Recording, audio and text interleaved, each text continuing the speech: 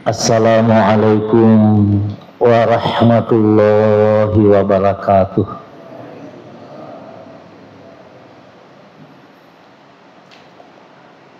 Alhamdulillahi rabbil alamin. Wa bihi nasta'inu ala umurid dunya waddin. Wa la udwana illa ala zalimin. Ashhadu an la ilaha illallah wahdahu la syarikalah wa ashhadu anna Muhammadan abduhu wa rasuluh la nabiyya ba'dah.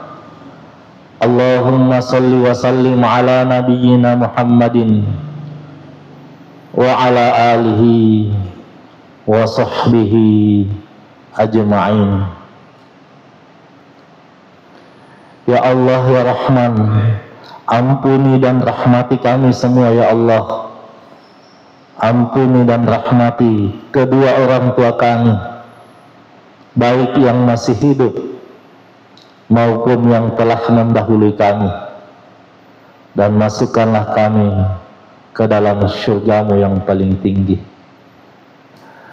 Dan masukkanlah ya Allah ke dalam rencana-Mu harapan-harapan kami yang Engkau ridhoi, baik tentang dunia maupun tentang akhirat. Amin ya rabbal alamin.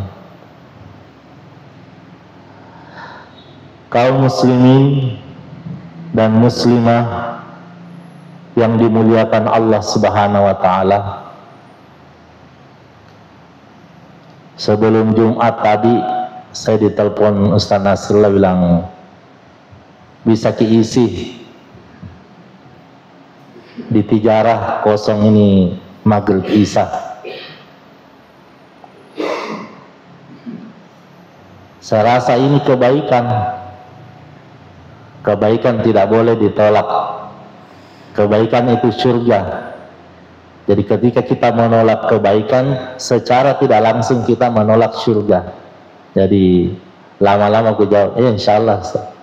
Kecuali kalau ada tugas yang mendesak sebelum datang mungkin saya tidak bisa. Tapi kalau kosong, insya Allah.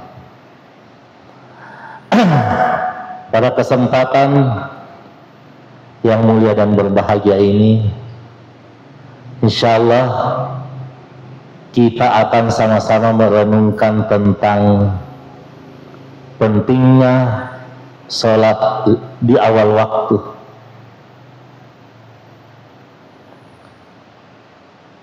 Kalau kita tahu suatu amalan, pentingnya, keutamaannya, manfaatnya, kalau kita tahu amalan itu dan kita lakukan amalan itu karena ada pengetahuan mengetahui manfaatnya, maka itu akan memberi motivasi yang besar untuk kita tetap melakukan hal tersebut. Sama halnya kalau kita tahu ini hal yang sangat bahaya, tentu kita akan berhati-hati untuk tidak lakukan hal tersebut. Salat di awal waktu, keutamaannya Masya Allah, tidak bisa dibayangkan, tidak bisa dituliskan kehebatannya, keluar biasaannya. Makanya ini dilakukan oleh Rasulullah Sallallahu Alaihi Wasallam. Para sahabatnya melakukan. Ya tentu sholat di awal waktu ini khusus untuk laki-laki itu berjamaah, masuk di awal waktu. Ketika lewat jamaah, mungkin 5 menit lewat, itu sudah bukan awal waktu. Kalau kita ketinggalan sholat jamaah, mari kita lihat Umar bin Khattab radhiyallahu anhu. Ketika dia asik di kebunnya sedang berbuah, pohon kurma sudah mau dipanen, dia lihat matahari, langsung bergegas pergi ke masjid. belum sampai di masjid dia sudah lihat orang bubar. Setelah dia lihat bubar, apa ucapan pertama yang diucapkan oleh Umar bin Khattab radhiyallahu an, yang sangat mengetahui keutamaan awal waktu salat jamaah? Langsung dia ucapkan kalimat istirja, inna lillahi wa inna ilaihi raji'un. Dia lihat orang-orang jamaah, sahabat-sahabatnya pulang dari masjid, dia baru keluar dari kebun, berpapasan di jalan, inna lillahi wa inna ilaihi raji'un. Dan apa yang dilakukan setelah itu oleh Umar? Kebunnya yang membuat dia lalai, kebunnya yang membuat dia lalai mendapatkan awal waktu berjamaah di masjid. Dia persaksikan ke orang-orang, saya sumbangkan, saya sedekahkan kebunku ini yang membuat saya lalai, tidak hadir sholat 5 waktu. Maksudnya tidak tepat sholat awal waktu. Dia sumbangkan, pada boleh saja tidak, apalagi tidak ada kesengajaan bagi Umar, tapi demi untuk mewujudkan kecintaannya kepada Allah Subhanahu wa taala, dia tempuh itu supaya tidak lagi terjadi untuk kedua kalinya. Bahkan Umar bin Khattab radhiyallahu an, ketika dia jadi khalifah, ada gubernurnya dipecat. Karena kenapa? Dia mendengar informasi jarang sholat di awal waktu, jarang ada di masjid. Umar bin Khattab berkeyakinan kalau ada orang yang memimpin dan dia berproblem dengan Allah, rusak hubungannya dengan Allah, pasti bermasalah yang dipimpinnya. Ketika hablum minallah rusak, bagaimana dia mau memperbaiki hablum minan nas? Apalagi gubernur ini tugas yang sangat penting. Apa yang dilakukan oleh Umar bin Khattab? Dipecat gubernurnya gara-gara informasi, dan yang memberi informasi orang yang dipercaya. Dia langsung memberikan surat pemecatan. Tidak patut memimpin orang yang hubungannya rusak dengan Allah. Jadi dalam kategori Umar bin Khattab, ketika seorang muslim apalagi pemimpin, dia tidak sholat awal waktu, tidak sholat berjamaah, selesai. Dia berarti berproblem dalam hubungannya dengan Allah Subhanahu wa ta'ala. Hablum minallahnya goyang. Pada waktu itu Umar bin Khattab radhiyallahu an, ketika dia tidak dapatkan sholat jamaah, cepat dia sholat. Tapi dia sudah merasa penyesalan yang besar, karena dia tahu betul bahwa sholat di awal waktu, sholat berjamaah, itu keutamaannya dahsyat dan luar biasa.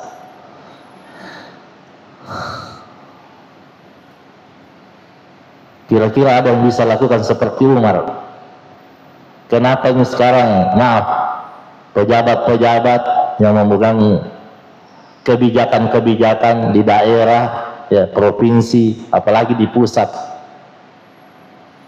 kenapa semuanya amburadul? Ini yang dikatakan oleh Umar bin Khattab, ketika hubungan Allah rusak dan seorang beriman yang mengaku dirinya beriman tidak baik hubungannya dengan Allah, sholatnya nggak beres, nggak dikerjakan di awal waktu, tidak dikerjakan di berjamaah, bermasalah. Nggak bisa memimpin, nggak bisa memperbaiki.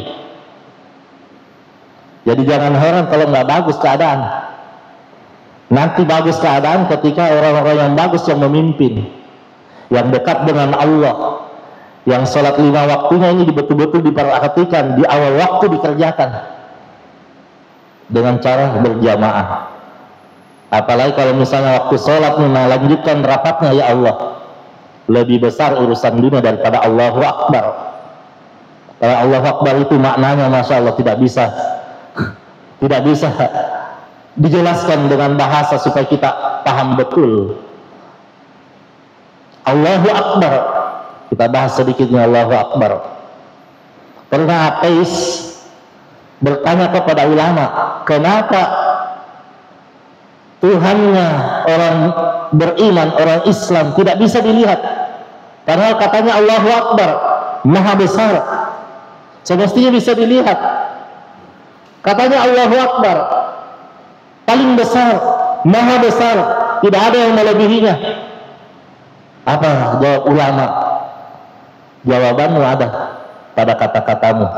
Jawabannya karena Allah, Allahu Akbar, Allah maha besar, sehingga tidak bisa dilihat.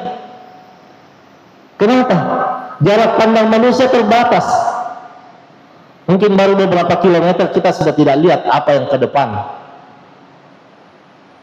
Sementara bumi dan matahari bisa kita lihat karena memang cahaya matahari sudah sampai, cahaya bintang-bintang sudah sampai.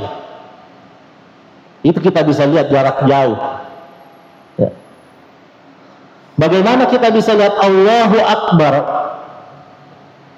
sementara bintang-bintang yang jumlahnya 200 miliar lebih di galaksi Bima Sakti yang kita tempati ini,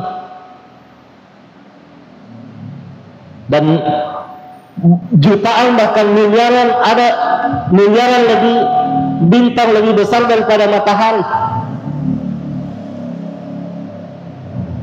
Satu galaksi 200 miliar lebih bintang, kita berada di galaksi Bima Sakti.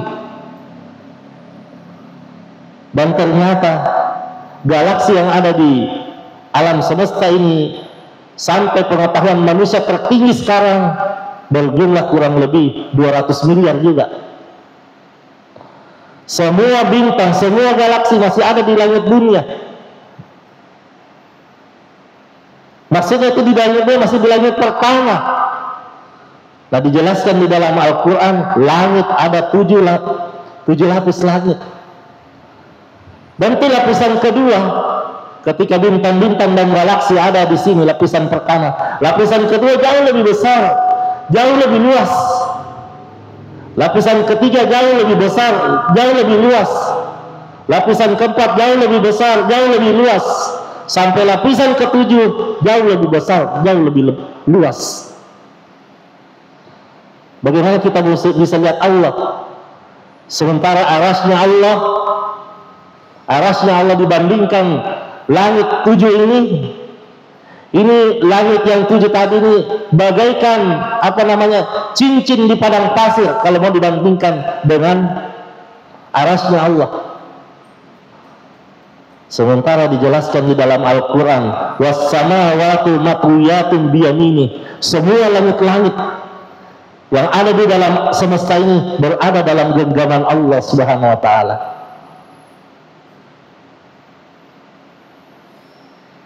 Kita sekarang tinggal di bumi yang kelihatannya raksasa kalau mau dibandingkan dengan alam semesta setitik debu di padang pasir. Di setitik debu itu 2 miliar muslim, ya kurang lebih 6 atau 7 miliar sekarang ada di dunia. Kita disitulah tinggal, di situ cari penghidupan. Lalu mau berusaha mau lihat Allah. Bagaimana kita melihat Allah? Allahu Akbar. Alam semesta ini ada dalam genggamannya. Masih ada bintang di galaksi kita, Bima Sakti, belum sampai cahayanya di bumi. Padahal 1 detik cahaya kecepatannya sama dengan 300.000 km per detik. Jadi ini kita kecil, kita kerdil. Dan ini ketika kita bayangkan, kita sholat, kita dengar Allahu Akbar, Allah Maha Besar, betapa kerdilnya kita.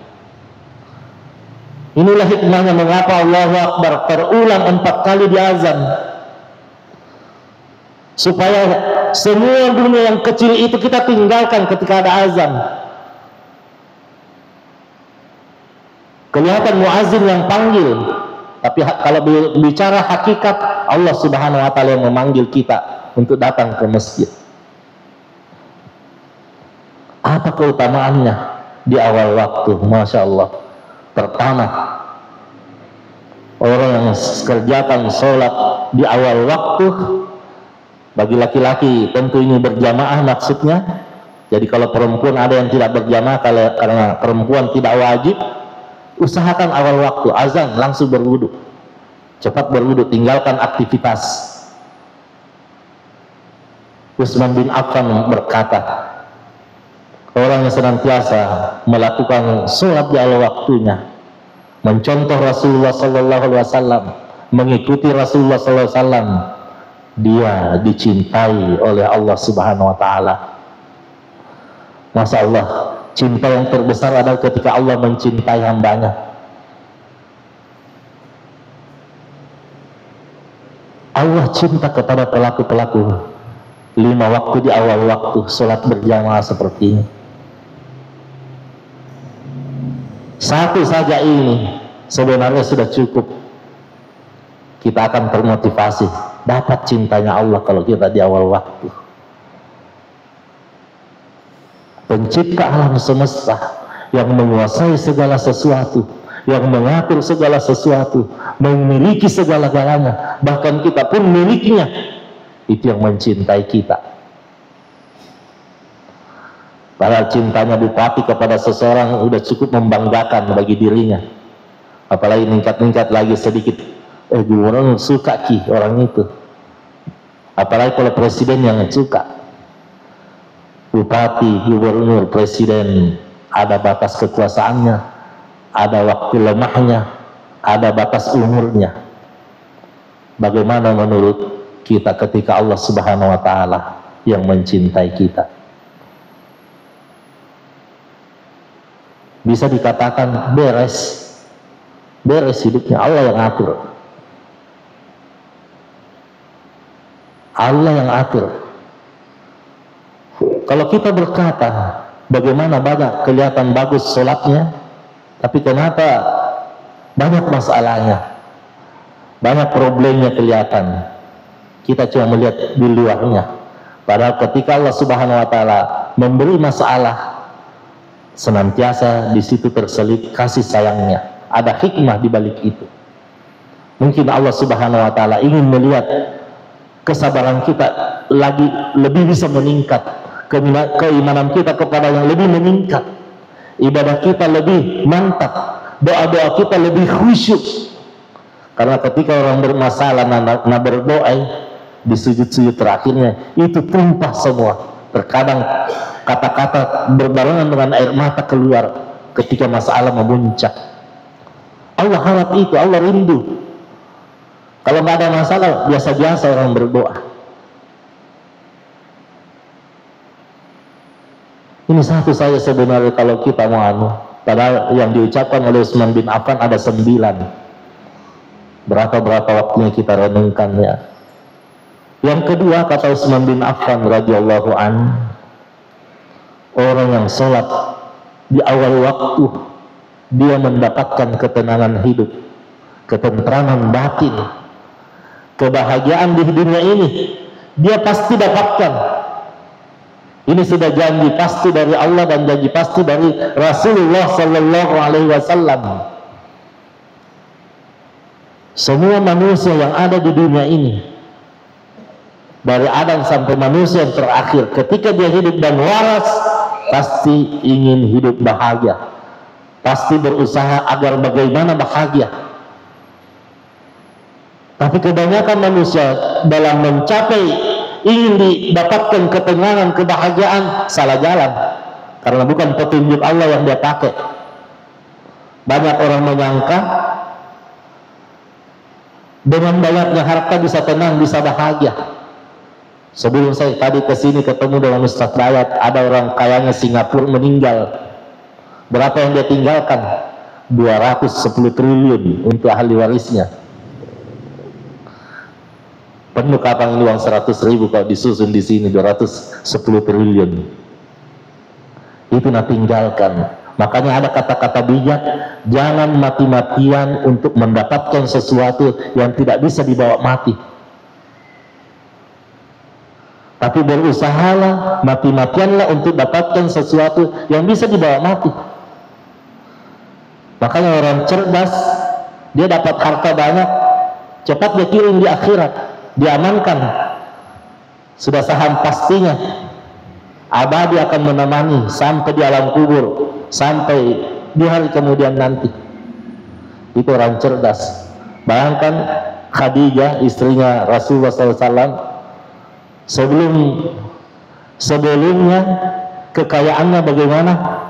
sepertiga kekayaan Mekah ada di tangannya Khadijah.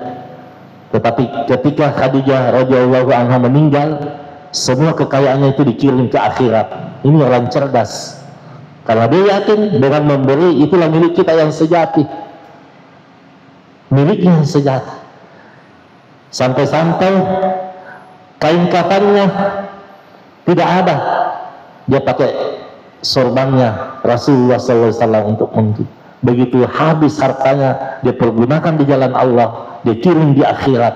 Ini orang cerdas, orang yang mengerti hidup. Kaum muslimin dan muslimah yang mudah-mudahan dirahmati oleh Allah, tenang hidupnya. Kenapa sholat bisa membuat tenang, khususnya di awal waktu?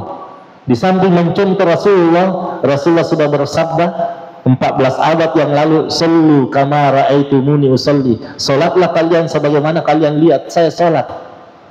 Awal waktu, berjamaah, jadi bukan cuma bacaan-bacaan dan gerakan yang disuruh ikuti, tetapi bagaimana cara Nabi melaksanakan salat tersebut, itu yang mau diikuti. Kalau cuma gerakannya, bacaannya, baru tidak jamaah, belum mengikuti. Kenapa bisa tenang hati ketika sholat? Betul-betul kita perhatikan, perbaiki. Karena sholat adalah puncaknya zikir. Semua bentuk zikir terkumpul dalam sholat. Sementara Allah katakan di dalam Al-Quran, ala bidzikrillahi tatma'innul qulub. Ketahuilah bahwa dengan mengingat Allah, hati bisa tentram. Berzikir ki Allahu Akbar, Allahu Akbar, tentram. Subhanallah, tentram. La ilaha illallah, tentram. Membaca Al-Quran, tentram. Beristighfar, tentram. Bersalawat, membuat tentram. Berdoa, tentram. Nah, semua yang saya katakan tadi, ada semua di sholat. Ada semua di sholat. Baru sesudah takbiratul ihram, kita berdoa, Allahumma ba'id baini wa baina khatayaya. Sudah itu bertawuz, zikir lagi. Sudah itu baca basmalah, zikir lagi. Baca Al-Fatihah, zikir lagi. Baca sesudah itu panupu, zikir lagi. Ruku dan sujud, zikir dan doa. Di antara dua sujud ada doa yang sangat luar biasa diajarkan oleh Rasulullah yang selalu kita baca. Ada semuanya itu. Rabbi firli warhamni wajiburni wahdini dan seterusnya. Ketika kita tahiyat ada salawat berkumpul. Makanya ketika ini bagus, Allah katakan berzikir itu membuat hati tentram, kalbu tenang, hidup bahagia. Wajar, karena Allah sudah katakan, ketahuilah hanya dengan mengingat Allah hati bisa tentram.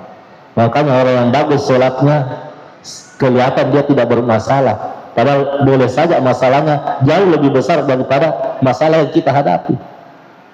Kalau kita lihat, tenang sekali hidupnya, kayaknya nggak ada masalahnya. Begitu dampak daripada orang yang memperhatikan sholat awal waktu. Semua manusia bermasalah. Saya dan kalian semua banyak masalah. Dan orang lain dia bermasalah semua. Tapi sangat berbeda orang bermasalah yang bagus sholatnya, khususnya sholat di awal waktu, dengan orang yang bermasalah walaupun masalahnya sama dengan orang yang tidak bagus sholatnya. Berbeda menghadapi. Ada orang, saya baca di YouTube, gara-gara utang 10 juta dia bunuh diri. Ada juga 5 juta bunuh diri. Seakan-akan besar sekali itu masalah, karena memang hubungannya dengan Allah tidak beres. Padahal sebenarnya kalau kita merenungkan, ketika kita susah dengan masalah, pada waktu yang sama itu juga kita menerima dari Allah Subhanahu wa taala nikmat yang tak terhingga, tidak bisa dihitung. Tapi karena manusia yang kurang bagus imannya, dia cuma fokus kepada masalah, tidak fokus kepada nikmat. Padahal Allah katakan, wa in ta'udu ni'matallahi la tuhsuha. Kalau kamu mau coba-coba hitung nikmat Allah, kamu tidak bisa hitung. Ini tadi yang kedua, yang ketiga, orang yang selalu sholat awal waktu, dia istiqomah menjalankan tersebut, malaikat di dunia, malaikat yang akan menjadi penjaganya. bodyguardnya malaikat. Bodyguardnya malaikat tanpa kita rasakan. Yang penting sholat kita benar, yang penting sholat kita khusyuk dan di awal waktu, maka bodyguard kita di kehidupan ini adalah malaikat. Bukan satu malaikat. Malaikat itu berarti jamak, berarti banyak malaikat yang melindungi kita. Inilah yang dijelaskan oleh Allah Subhanahu wa taala di dalam Al-Qur'an yang kami bacakan tadi di ayat pertama, di rakaat pertama. Innal ladzina qalu rabbuna Allahu tsumma istaqamu tatanazzalu 'alaihimul malaikah. Sesungguhnya orang yang berkata Tuhanku adalah Allah, kemudian dia istiqamah mentaati Allah, beribadah kepada Allah, tatanazzalu 'alaihimul malaikah, akan turun kepadanya beberapa malaikat. Apa yang dikatakan oleh malaikat ini kepadanya? Allah takhafu wa la tahzanu. Di dunia ini jangan takut, jangan gentar, jangan gelisah, jangan khawatir. Nahnu awliya'ukum, kami ini bodyguardnya. Nahnu fil hayati dunya wa fil akhirah. Baru ada bisikan yang paling indah dari malaikat yang menjaga kita ini ketika kita istiqomah mempertahankan keyakinan, ketaatan, keimanan kepada Allah Subhanahu wa taala. Apa itu? Malaikat membisikkan, wa absyiru bil jannati allati kuntum tu'adun. Bergembiralah karena kamu calon penghuni surga. Ketika bisikan ini kita dengar, dan yang mendengar yang hanya istiqomah kepada Allah Subhanahu wa taala. Kenapa kau mau susah di dunia ini? Surga menantimu. Apa yang membuat kita susah di dunia ini? Ketika ada bisikan seperti itu lantaran kita istiqomah menjalankan perintah Allah Subhanahu wa taala, khususnya 5 waktu.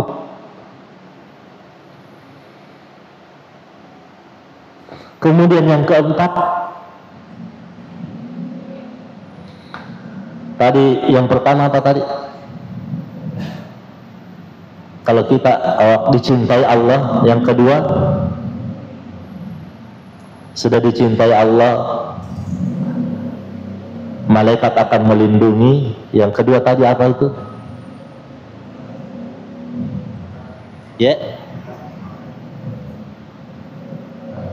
Ketenangan, Masya Allah, ketenangan. Dan yang keempat, dilembutkan jiwanya. Ini penting sekali ya dalam hidup, lembut jiwanya, gampang menerima nasihat.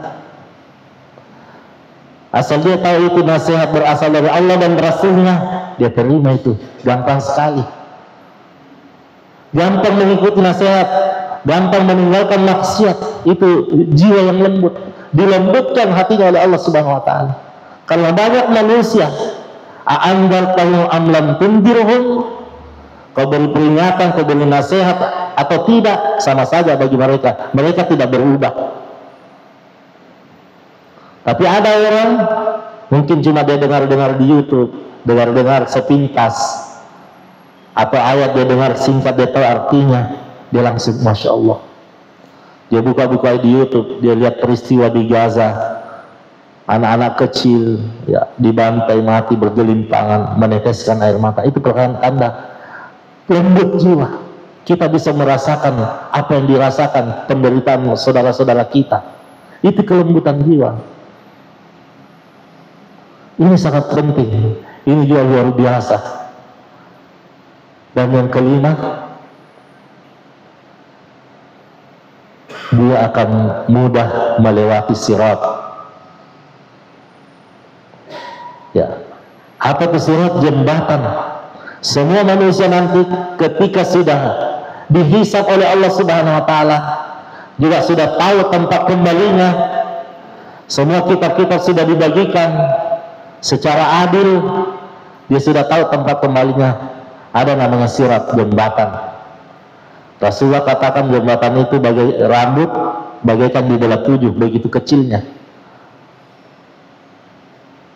Atau Utsman bin Affan, orang yang mantas sholatnya, menjaga senantiasa di awal waktu, bagi laki-laki berjamaah, dia melewati sirat itu secepat kilat, langsung ke surga. Sementara dijelaskan dalam hadis, ada yang makalolo, ada yang baru melangkah sudah jatuh, ada yang beranu, ada juga tertati-tati, sampai juga tapi tertati-tati. Tetapi ada orang secepat kilat. Itulah yang bagus sholatnya. Maka dijelaskan dalam hadis bahwa sholat yang baik itu adalah kuncinya surga. Berikutnya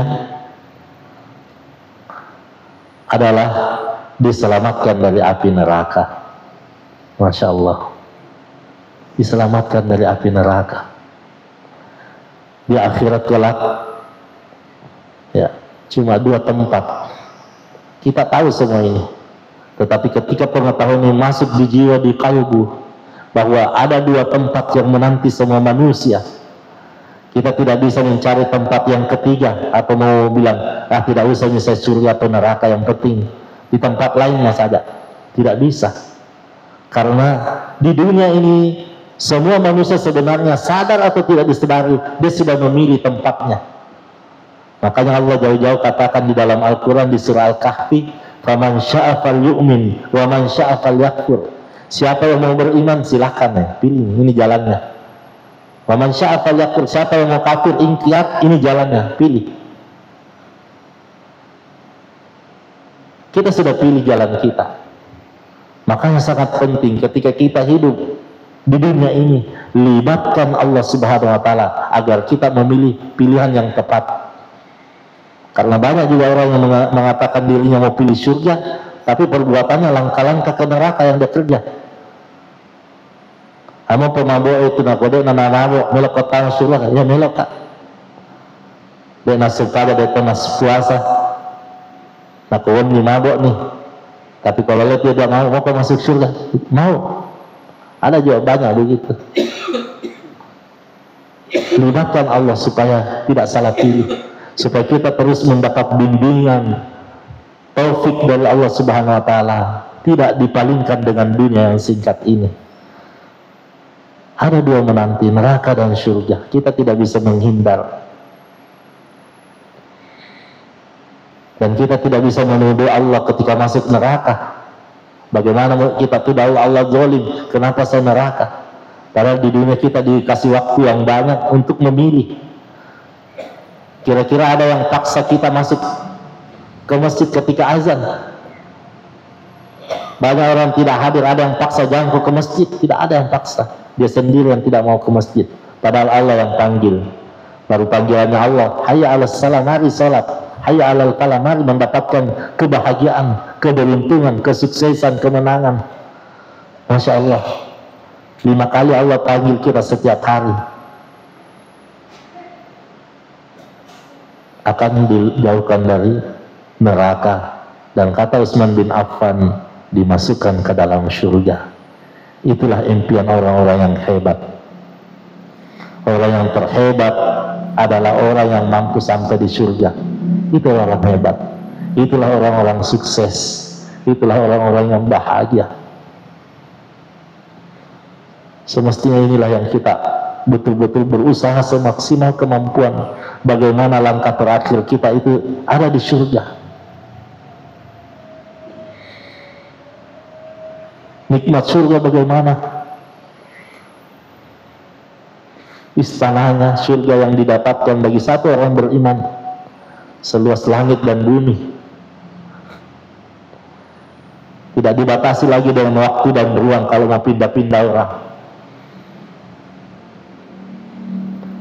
Jangan mentang-mentang kalau begitu luas lagi, bagaimana mengelilinginya? Masa sih luas begitu? Itu masih kecil.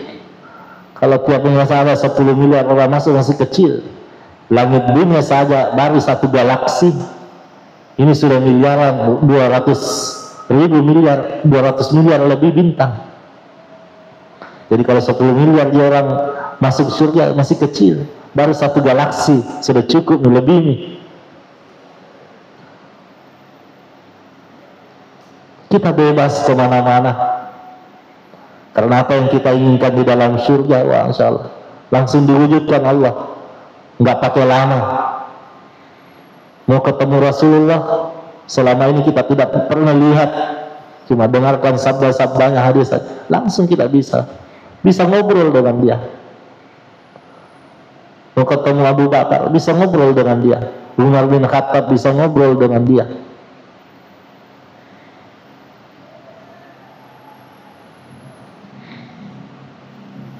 Nikmat surga kata Rasulullah SAW, karena begitu luar biasanya Rasulullah mengucapkan kata-kata singkat tapi mencakup semuanya. Semua keindahan, kenikmatan yang ada di surga kata Rasulullah belum pernah dilihat oleh mata manusia. Semua nikmat dan keindahan yang ada di surga belum pernah didengar oleh manusia. Semua nikmat dan semua kenikmatan yang ada di surga belum pernah terbetik di dalam hati manusia. Kita tidak bisa bayangkan kenikmatan yang Allah siapkan. Terkadang kita kagum kalau pergi ke luar negeri, ke Dubai, ke mana-mana saja, negara-negara maju, melihat bangunan-bangunan yang sangat indah, kita kagum. Padahal itu arsiteknya manusia. Bagaimana kalau arsiteknya Allah yang memang dia persiapkan untuk seindah-indahnya bagi hambanya yang beriman. Allah yang mendesain, maka desain itu gak ada apa-apanya. Makanya ketika orang masuk surga terkagum-kagum terus, Masya Allah, Masya Allah, Masya Allah. Dan ada satu nikmat yang dulu ketika di dunia mustahil bisa ada yang melihat. Dan kata Rasulullah SAW, ketika nikmat yang sangat istimewa itu dirasakan oleh penghuni surga, semua nikmat-nikmat yang lain terasa hambar, perbedaannya jauh sekali, seakan-akan tidak ada artinya dengan nikmat yang satu itu. Nikmat apa itu? Ketika Allah Subhanahu wa Ta'ala memperlihatkan wujud aslinya ke penghuni surga. Disitulah dirasakan oleh manusia yang masuk ke dalam surga nikmat. Tidak bisa lagi dibayangkan bagaimana nikmatnya. Kalau informasi yang sampai ke kita ketika dirasakan ini, semua nikmat-nikmat yang hebat tadi, bidadari-bidadari yang luar biasa, istana yang luasnya langit dan bumi, hambar dirasa setelah merasakan ini. Semua terkagum melihat langsung tanpa perantara. Allah memperlihatkan wujud aslinya. Inilah yang kita rindukan, inilah yang kita idamkan, dan inilah yang akan didapatkan oleh orang yang sholat di awal waktu, sholat berjamaah. Lain kalau hujan deras, musafir, sakit, ada rukhsah, ada keringanan. Kalau kita musafir, di jamak sholat 4 dijadikan 2, dikodok di jamak, di kasar.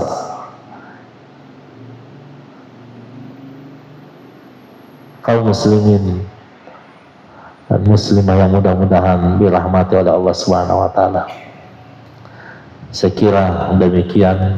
Mudah-mudahan ada manfaatnya, dan kami berdoa kepada Allah Subhanahu wa Ta'ala agar siapapun yang ditakdirkan hadir di tempat yang mulia ini, mengikuti ceramah ini, kita semua masuk dalam rencana Allah Subhanahu wa Ta'ala